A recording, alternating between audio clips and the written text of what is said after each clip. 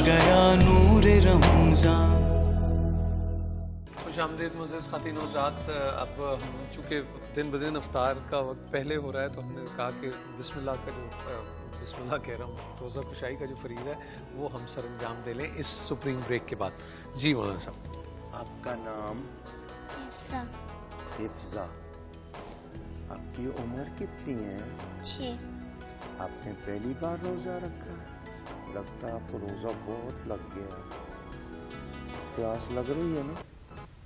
पानी पिला दो। नहीं। क्यों?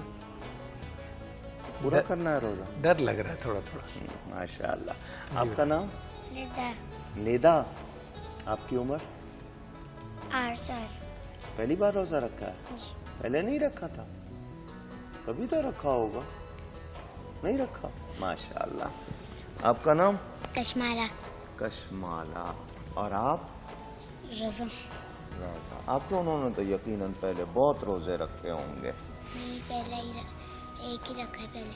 इससे पहले एक रखा है ना? बस वही मैंने कहा ना, रखे होंगे। माशाअल्लाह माशाअल्लाह। जिंदाबाद। ये लीजिएगा जनाब। लाए जी। ये हमारी इस मेहमान को ज्यादा रोजा लग रहा है। माशाअल्लाह।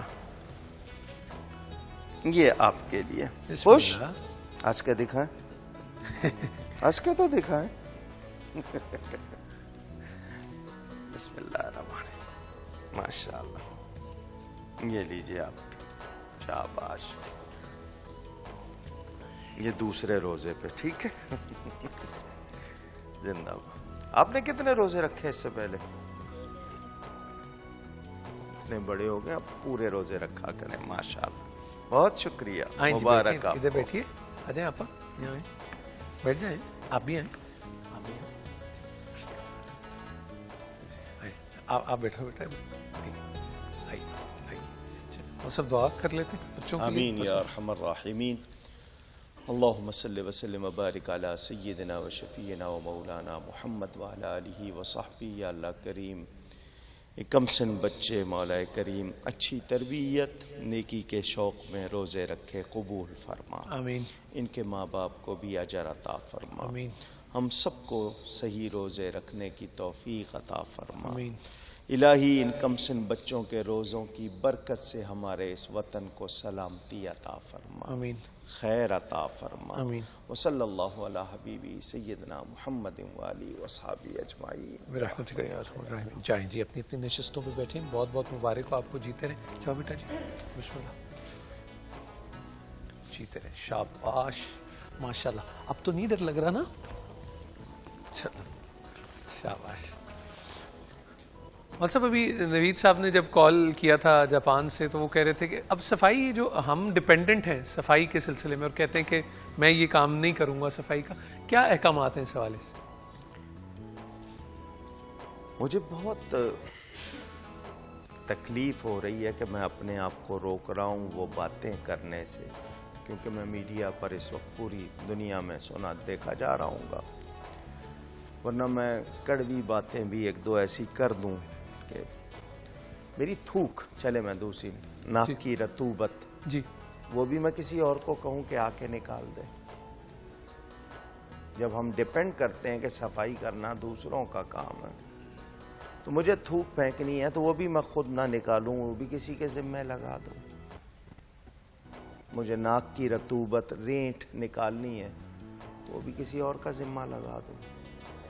जो बोलो बरास करना है वो भी मैं, समझ नहीं आती इंसान किस बात से फरार चाहता है। मेरा लिबास है, ठीक है, धुलाने के इंतज़ाम हैं, आपके पास लॉन्ड्री है, ड्राई क्लीनिंग है, आपके पास बहुत कुछ है, लेकिन आप खुद अपने आप को क्यों बेदस्तोपा करते हैं? इस मशीन पर आपने अपना इन्हिसार कर दिया। 100 हाथ मिलकर 10 मशीनें बना सकते हैं, मगर 10 मशीनें मिलकर एक हाथ भी नहीं बना सकते। और फिर आपको ये देखना है, मसलन मुझे खाने के लिए कहा गया कि मैं हाथ से खाऊं, उंगलियों से, मेरे लिए उसमें फ़ायदे हैं, मगर मैं तकल्लुफ़ात में भी पड़ता हूँ, मुसीबत में भी पड़ता हूँ। ज़हन को असल में समझाना होता है। जब کچھ نہ ملے تو ہم سمجھا لیتے ہیں.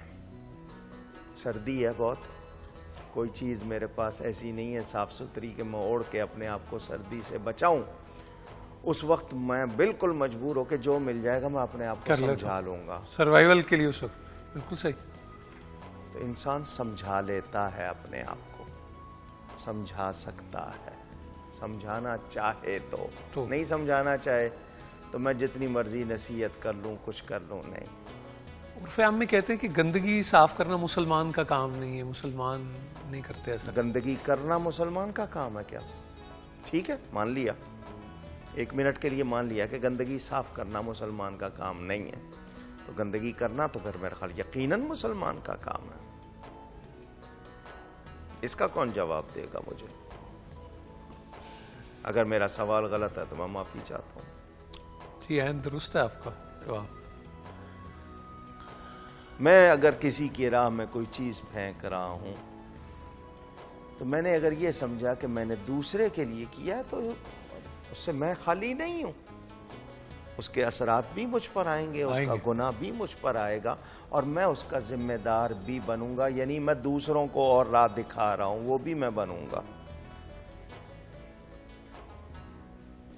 ہمیں تو مسجد کے حوالے سے کہ وہاں پر ہم بدبودار چیز استعمال نہیں کر سکتے. رسول کریم صلی اللہ علیہ وسلم نے یہ خوشبو لگانے پر ثواب کیوں کہا؟ جمعے کے دن خاص طور پر نہائیں. نہاتے ہیں آپ روز, اس دن آپ کو جمعے کی نیت سے نہائیں, ثواب بھی ملتا ہے. شب قدر میں غسل کے حوالے سے روایتیں ملتی ہیں, بہت زیادہ ثواب. یہ ہمارے لیے کیوں؟ تاکہ ہم دوسروں کے لیے تکلیف دہ نہ ہوں. میرے جسم سے بدبو آ رہی ہوگی یا میرے پسینے میں بدبو ہے, میرے ساتھ والے کو تکلیف ہوگی, اس کی عبادت میں خلل پڑے گا, تو میں وجہ بن گیا. سوچ, اصل چیز سوچ ہے. بچے امتحان کے دنوں میں نماز کیوں پڑھتے ہیں؟ ان کی کوئی نماز آپ اس وقت قضا نہیں دیکھیں گے. جی بہت زیادہ شوق آ جاتا ہے. ان کو کوئی نہیں کہہ رہا ہوتا, خود پڑھ رہے ہو. خود پڑھ رہے تھے. میں ان سے یہی پوچھنا چاہتا ہوں, آپ کو کس نے کہا تھا؟ کون سی چیز اندر آپ کے جاگی تھی؟ صرف آپ نے اسی کو امتحان سمجھا. پھر آپ نے اللہ کے لیے تو نہیں پڑھی, اپنی ضرورت کے لیے پڑھی. تو اب وضو ہے. اب میں نہیں سمجھتا ہوں کہ دنیا کی کسی برادری نے تحقیق نہ کی ہو کہ مسلمانوں کے جسم کے بہترین حصے 5 وقت دھلائے جاتے ہیں. یہاں تو بیماریوں سے بچانے کا انتظام ہے. ایسے ہی ہے. اب تو ریسرچرز نے جو ثابت کیا اس پہ تو سب حیران ہی بیٹھے. یعنی ہماری ہر چیز ہمیں برائیوں سے, پریشانیوں سے دور رکھنے کے لیے. بتائیے, میرا لہجہ صاف ہوگا, میری گفتگو اچھی ہوگی, کیا کوئی مجھ سے لڑے گا؟ بالکل نہیں لڑے گا. بہت دفعہ سوچے گا اگلا بات کرنے سے پہلے کہ بالکل ٹھیک. ایک بچے کا یہاں سوال تھا, وہ انہوں نے, جی بیٹا آپ کا ایک سوال تھا. جی السلام علیکم. وعلیکم السلام. میرا آپ سے سوال یہ ہے کہ جب ظہر اور عصر کی جو فرض نماز ہوتی ہے جماعت کے ساتھ, تو اس میں امام صاحب تلاوت نہیں کرتے ہیں, تو یہ کیوں نہیں کرتے ہیں؟ بہت اچھا. کوئی اور کوئی بیٹے کے لیے وہ لائیے جی, ہم کا پیک بھی. جی بیٹھو بیٹا. اس کا پہلا جواب تو یہ ہے کہ یہ میرے نبی پاک صلی اللہ علیہ وآلہ وسلم کا طریقہ ہے, اس لیے. اب آپ کہیں گے اس کی وجہ کیا ہے؟ تو وجہ یہ ہے, پہلے بھی جواب دیا جا چکا ہے, کہ حضور اکرم صلی اللہ علیہ وآلہ وسلم جب نماز پڑھاتے تھے تو کافر لڑکوں کو کہتے تھے ہوٹنگ کرو, آواز کرو, شور مچاؤ. تو مسلمان نماز پڑھ رہے ہوتے تھے تو وہ لوگ شور مچاتے تھے. نبی کریم صلی اللہ علیہ وسلم نے فرمایا جب ہم فجر پڑھ رہے ہوتے ہیں تو یہ لوگ سو رہے ہوتے ہیں, جب ہم مغرب عشاء پڑھتے ہیں تو یہ گھروں میں ہوتے ہیں, شور کرتے ہیں یہ ظہر اور عصر کے وقت. اس وقت تلاوت قراءت بغیر آواز کے کر لیا کرو, کیونکہ قرآن شریف پڑھا جائے تو پھر سننا چاہیے, اس میں کوئی اور بات نہیں کرنی چاہیے. وہ شور کرتے تھے تو نبی پاک صلی اللہ علیہ وسلم نے فرمایا اس وقت بغیر آواز کے پڑھ لیا کرو. آج کافر نہیں مکہ آ سکتے, آج ہمارے گھروں میں نہیں, مگر حکم وہی. اس سے پتہ چلتا ہے کہ جو میرے نبی صلی اللہ علیہ وسلم کی ادا ہے وہ رب کا قانون بن جاتی ہے. ہمیں ایک صرف آپ کا سوال تھا اعتکاف کے محراب کے حوالے سے, وہی پوچھ لیجیے جلدی. السلام علیکم.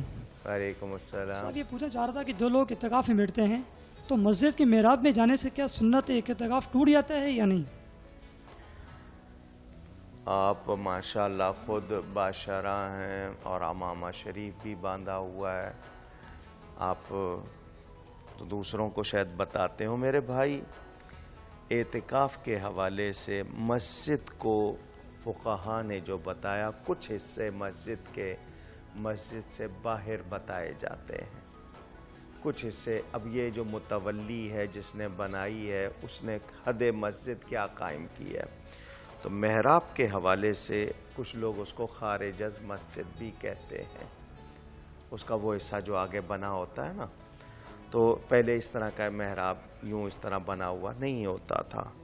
تو جو لوگ ان حوالوں کو سامنے رکھتے ہیں اس کے حوالے سے کہ وہ کیوں جاتا ہے وہاں پر, کیا مقصد ہے, تو یہ ڈپینڈ کرتا ہے کہ اس نے اس کس مسئلے کو سامنے رکھا ہے, کس فقیہ کو سامنے رکھا ہے.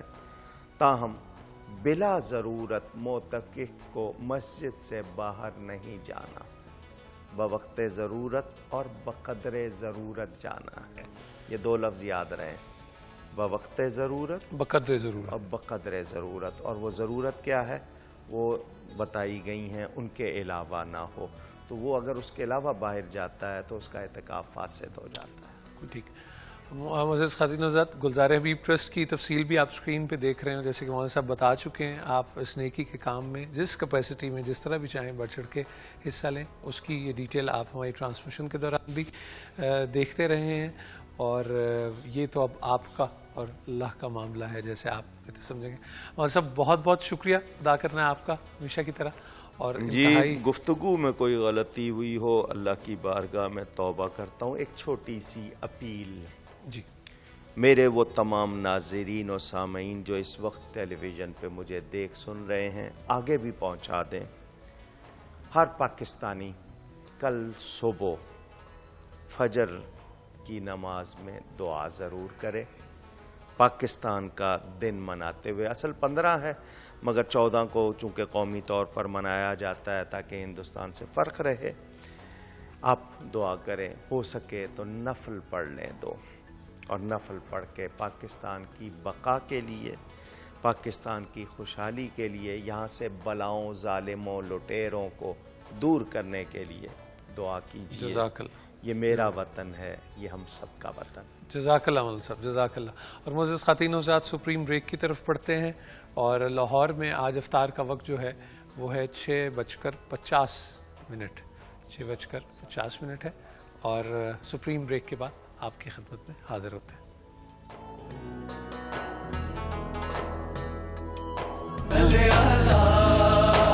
چھا گیا نور رمضان.